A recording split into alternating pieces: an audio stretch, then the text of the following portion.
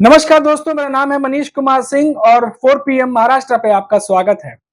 दोस्तों, कहा जा रहा है कि शरद पवार का बदला अभी पूरा नहीं हुआ है और बहू के बाद अब भतीजे अजीत पवार को हराना चाहते हैं शरद पवार।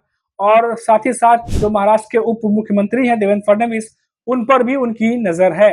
लोकसभा चुनाव में महाराष्ट्र की 30 सीटों पर जीत हासिल करने के बाद से विपक्ष में उत्साह है। कांग्रेस, उद्धव सेना, शरद पवार के गुट की एनसीपी ने अभी से विधानसभा चुनाव की तैयारियां तेज कर दी हैं। इस बीच गठबंधन का एक प्लान राज्य के दो उप मुख्यमंत्री देवेंद्र फडणवीस, अजित पवार को झटका दे सकता है। गठबंधन प्लान बना रहा है कि दोनों नेताओं को उनके गढ़ में ही घेरा जाए और उन्हें वहां पर चुनाव हराया जाए। इसके अलावा यदि ये लोग जीते भी तो उन्हें इस सीट पर ज्यादा समय देना पड़ेगा। इससे बाकी जगहों पर वो चुनाव प्रचार कम कर पाएंगे। इससे भाजपा अजित पवार के एनसीपी को दोनों को रोकने में मदद मिलेगी। मैं बता दूं कि डिप्टी सीएम देवेंद्र फडणवीस जो है उनके पास होम मिनिस्ट्री है और उन्हें एकनाथ शिंदे से कम ताकत प्राप्त नहीं है। उन्हें सरकार का सबसे अहम चेहरा माना जाता है।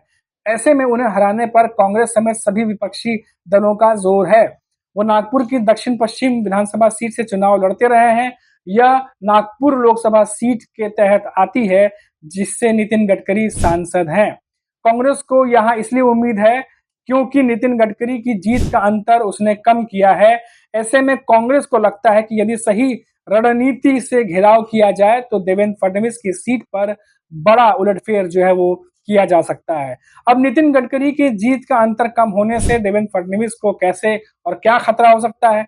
नितिन गडकरी को 2019 में यहाँ 55,000 से जीत मिली थी, 55,000 वोट से जीत मिली थी, जो कि अंतर घटकर 33,000 तक पहुंच चुका है। वहीं देवेंद्र फडणवीस वाली विधानसभा की बात करें तो भाजपा को यहां से जीत मिलती रही है, लेकिन सामाजिक समीकरणों को लेकर कांग्रेस को उम्मीद है और उन्हें लगता है कि यदि दलित, मुस्लिम, कुनबी समुदाय जो है अगर साथ में आए तो वहां पे जीत जो है वो दर्ज की जा सकती है। वहीं शरद पवार भी चाहते हैं कि भतीजे अजित पवार को सबक सिखाया जाए। वो बीते साल जून में ही शरद पवार से अलग होकर सरकार का हिस्सा बन गए थे। उनके साथ एनसीपी के 40 विधायकों ने अलग रास्ता अपना लिया था। वहीं अगर हम बात करें बारामती से हारी हुई अजीत पवार की पत्नी सुनेत्रा पवार की, तो हम आपको बता दें कि अब जब वो चाहते हैं कि अजित पवार की बारामती में ऐसी घेराबंदी की जाए, वह खुद हार जाए। तो बता दें कि बारामती लोकसभा सीट से अजित पवार ने अपनी पत्नी सुनेत्रा पवार को उतारा था, लेकिन जीत सुप्रिया सुले की हुई थी। इससे शरद पवार खेमा का हौसला बढ़ा और राज्य में अक्टूबर या नवंबर में चुनाव होंगे, उससे पहले ही दोनों सीटों पर विपक्ष एक्टिव हो गया है। कांग्रेस सूत्रों ने कहा है कि इन सीटों पर उद्धव, शरद पवार के अलावा कांग्रेस के भी सीनियर नेता प्रचार करने जाएंगे। और कांग्रेस ने जो सूत्र हैं वो बताते हैं कि हम तेली और कुनबी वोटरों का एक हिस्सा साथ ले आए तो दोनों नेताओं को हराया जा सकता है। तो ये अपने आप में बहुत गजब की तैयारी जो है वो देखने को मिल रही है। और साथ ही साथ जो अजीत पवार का गुट है वहां से और भी कुछ खबरें निकलकर सामने आ रही हैं कि हमने देखा कि कुछ दिनों पहले ही अजीत पवार के पार्टी से बहुत सारे नेताओं ने बयानबाजी कर दी थी, कुछ बीजेपी के खिलाफ भी बोल गए थे। उसमें से अमोल मिटकारी एक है और आज हमने देखा कि और भी कई सारे नेता जो हैं वो बोलते नजर आए। अब ऐसे में अजीत पवार का जो गुट है उन्होंने भाप लिया है सियासी माहौल क्या है।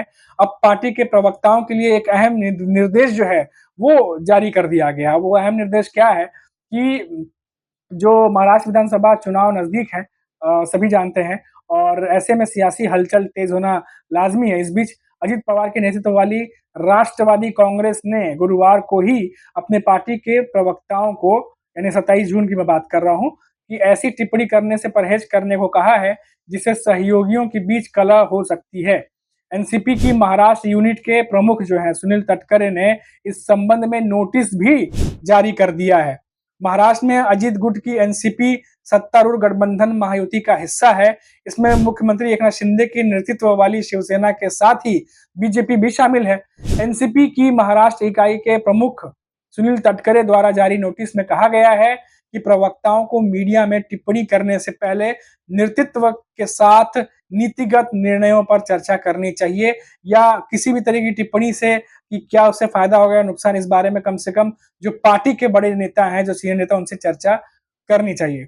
और पीटीआई के हवाले से खबर आ रही है कि एनसीपी के एक नेता ने बताया है कि सुनील तटकरे की ओर से जारी नोटिस में पार्टी प्रवक्ताओं से यह सुनिश्चित करने के लिए कहा गया है कि उनकी टिप्पणियों से गठबंधन सहयोगियों के बीच कलह न हो। ये निर्देश बीजेपी और शिवसेना के कुछ नेताओं द्वारा सत्तारूढ़ गठबंधन में अजित पवार की जो उपयोगिता के बारे में अपमानजनक टिप्पणी करते हुए हमने कुछ देखा था, उसके जवाब में एनसीपी के कुछ प्रवक्ताओं ने भी जमकर बयानबाजी कर दी थी और जिसके बाद से ये सब कुछ सामने आया। वहीं अगर हम बात करें महाराष्ट्र में जो प्रदर्शन रहा है महायुति का, उसको देखते हुए जो महायुति है उनके बीच में तनाव 4 जून के बाद से ही देखा जा रहा है और जिस तरीके से बीजेपी के साथ जो बाकी के नेता है वो हमलावर हुए थे अजित पवार पर और अजित पवार पर लगातार वो हमला करते चले जा रहे थे और इसी का जवाब देने के लिए जो अजित पवार के जो बड़े नेता हैं, छगन भुजबल की बात कर लें या अमूल मितकारी की बात कर लें, वो सामने आ गए थे और सामने आने के बाद उन्होंने बीजेपी पर जवाबी हमला किया था और कई सारी ऐसी बातें कह दी थी जिससे लगा था कि मामला बिगड़ जाएगा और महायुति गठबंधन जो है वो टूटने के कगार पर है। ऐसी बातें भी सामने आई थी और इसी को देखते हुए अब ये जो नोटिस जारी किया गया प्रवक्ताओं को ताकि बोलने से पहले एक बार पार्टी में जो है वो विचार विमर्श कर लें ताकि किसी भी तरह का जो अगर मिसकम्युनिकेशन होता है या गलतफहमी होती है उससे बचा जाए, क्योंकि विधानसभा चुनाव जैसा कि मैंने आपको बताया कि विधानसभा चुनाव अब नजदीक है और 3 महीने में ही होने, ऐसे में अजित पवार बिल्कुल नहीं चाहते कि महायुति गठबंधन से वो अलग हो, क्योंकि अब एनडीए गठबंधन जहां एक तरफ ऑलरेडी उद्धव ठाकरे और कांग्रेस और शरद पवार मजबूती से अपनी तैयारी में लगे हुए हैं, वहीं अगर महायुति से अजित पवार अलग होते हैं तो अलग थलग पड़ जाएंगे और बिल्कुल अकेले से पड़ जाएंगे, क्योंकि जब लोकसभा चुनाव में जब उनके पीछे बीजेपी जैसी बड़ी पार्टी खड़ी थी, राष्ट्रीय पार्टी है, वहीं एकनाथ शिंदे जो खुद थे वो भी महायुति का हिस्सा थे, उसके बाद अजित पवार का परफॉर्मेंस जो है उतना अच्छा नहीं रहा जितना की उम्मीद जताई जा रही थी। ऐसे में अगर वो अलग थलग पड़ते हैं तो उनके जो सहयोगी पार्टियां हैं बीजेपी और एकनाथ शिंदे, उनका हाथ भी छूटेगा और दूसरी तरफ एनडीए गठबंधन जो कि तैयारी कर रही है और खासतौर पे अजित पवार को घेरने की कोशिश चल रही है कि कैसे भी करके उनको जो है वो महाराष्ट्र के विधानसभा चुनाव में घेरा जाए। तो कुल मिलाकर यह है कि अजित पवार की पार्टी जो है या उनके नेताओं को फूक फूक का कदम रखने की जरूरत है, क्योंकि महायुति में जिस हिसाब से इस समय सिचुएशन है और वहीं एनडीए गठबंधन की बात कर लें जिस तरह से वहां पर सिचुएशन दिखाई दे रही है, तो उसको देखते हुए अजित पवार के लिए सिचुएशन दो धारी तलवार के जैसी हो गई है।